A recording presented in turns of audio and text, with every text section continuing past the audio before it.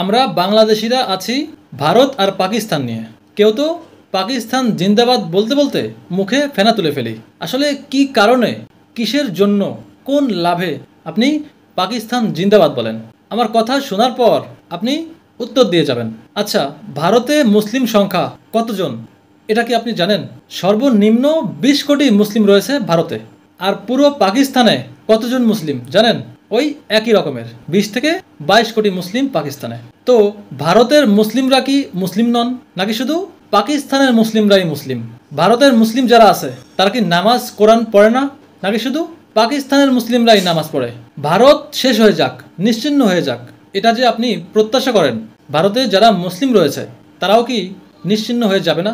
যেখানে পাকিস্তান এবং ভারতের মুসলিম সংখ্যা প্রায় সমান সমান, তাহলে আপনি কিভাবে এমনটা প্রত্যাশা করতে পারেন? যদি ভারতে খুবই কম সংখ্যক মুসলিম হতো এবং পাকিস্তানে অনেক বেশি মুসলিম হতো, তাহলেও হয়তোবা কিছুটা মেনে নেওয়া যেত, কিন্তু সেটাও ভুল হতো। অথচ এখানে কিন্তু প্রায় সমান মুসলিম, তাহলে আপনি কিভাবে তাদের পক্ষ নিচ্ছেন এবং কিভাবে তাদেরকে একদম শেষ হয়ে যাক এটা প্রত্যাশা করতেছেন?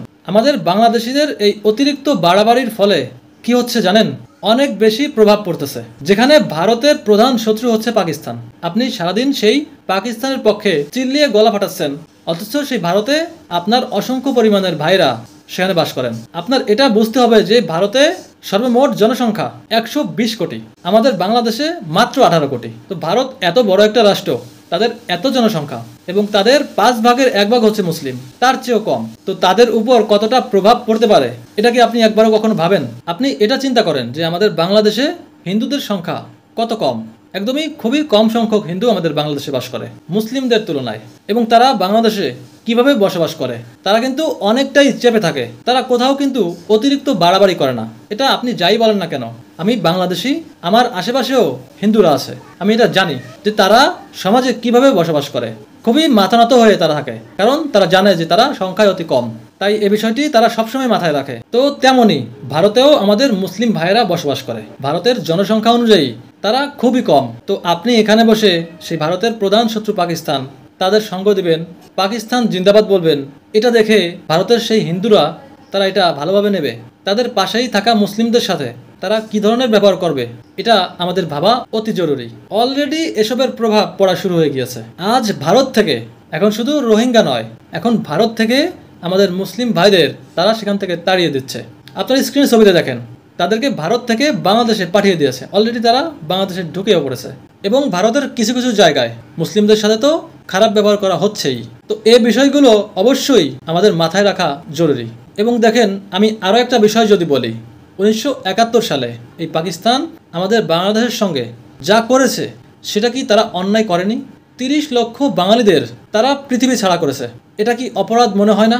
এবং আমাদের 2 লক্ষ মা বোনদের ইজ্জত তারা কিন্তু কেড়ে নিয়েছে। এরপরে এখন পর্যন্ত তারা এটা নিয়ে কোনো ধরনের দুঃখ প্রকাশ করেনি, কোনো অনুশোচনা তাদের মধ্যে নেই, তারা কোনো ধরনের ক্ষমাও চায়নি। অথচ কি কারণে, এমন কি হলো যে আমরা পাকিস্তান জিন্দাবাদ বলে মিছিল করব, তাদের সাথী হয়ে আমরা অন্য দেশের সাথে লড়ব? দেখেন, এটাও কিন্তু আরও অনেক বড় একটা কারণ। এবং আপনি এটাও ভাবেন যে এই যে কিছুদিন আগে ফিলিস্তিনে যা হয়েছে, তো তখন বা এখনো পর্যন্ত এই পাকিস্তানের মুখ থেকে একটা শব্দও কি শুনতে পেয়েছেন? তারা কোনো ধরনের কোনো প্রতিবাদ করেছে? তো দেখেন, সবশেষে এটাই বলি যে শুধু শুধু কোনো কারণ ছাড়াই আমাদের কোনো কারোর পক্ষ নেওয়ার কোনো প্রয়োজন নেই, কারণ এর প্রভাব আমাদের ছোট্ট বাংলাদেশের উপর এসে পড়ে। তো কাজেই সর্বপ্রথম আমি আমার দেশ নিয়ে ভাবি। দেখেন, অলরেডি ভারত পাকিস্তানের এইসব বিষয়ে তার প্রভাব বাংলাদেশের উপর পড়া শুরু হয়ে গিয়েছে। ঢাকার শেয়ার বাজারে ধস নেমে গিয়েছে শুধুমাত্র এই ইস্যুতেই, এবং বড় আকারে যদি শুরু হয় তাহলে কি অবস্থা হবে জানেন? এবং এদিকে আমাদের সীমান্তে ভারতের বিএসএফদের যন্ত্রণা তো পোহাতেই হচ্ছে।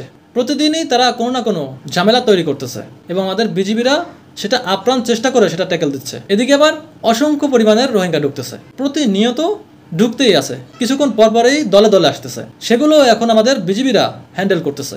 দেখেন, অল্প কিছু সংখ্যক বিজিবি আমাদের সীমান্তে, তারা অতিষ্ঠ হয়ে যাচ্ছে। তো এই বিষয়গুলো নিয়ে একটু ভাবেন, সীমান্তে আরও শক্তি বাড়াতে বলেন, আমাদের সরকারের কাছে এটা দাবি তোলেন, আরও বিজিবি, আরও কিছু সংখ্যক সেনাবাহিনী সেখানে যেন মোতায়েন করা হয়। এবং আরাকান আর্মিরা তো ওত পেতেই আছে, এদিকে তো আবার করিডরও দিয়ে দেওয়া হলো। এগুলো নিয়ে অন্তত ভাবেন, সমাধান খোঁজেন। সরকারের কাছে অনুরোধ করেন এবং কিছু না পারলেও অন্তত এই ভিডিওটা শেয়ার করেন যাতে সবাই সামনে যায়। তো শেষে এটাই বলবো যে আমরা এমন কিছু করব না যে যার প্রভাব আমাদের বাংলাদেশের উপর পড়ে, এবং কোনো ঝামেলা আমরা চাই না। আমরা চাই শান্তি। ভারত পাকিস্তানে যা শুরু হয়েছে এটা দ্রুতই সমাধান হোক এবং এ বিষয়টি আন্তর্জাতিকভাবে তদন্ত করা হোক এবং আন্তর্জাতিকভাবে এটাকে সমাধান করা হোক। মুসলিম হোক হিন্দু হোক, কারোরই কোনো ক্ষতি আমরা চাই না। কে ভালো কে মন্দ এগুলো উপরওয়ালাই বুঝবে।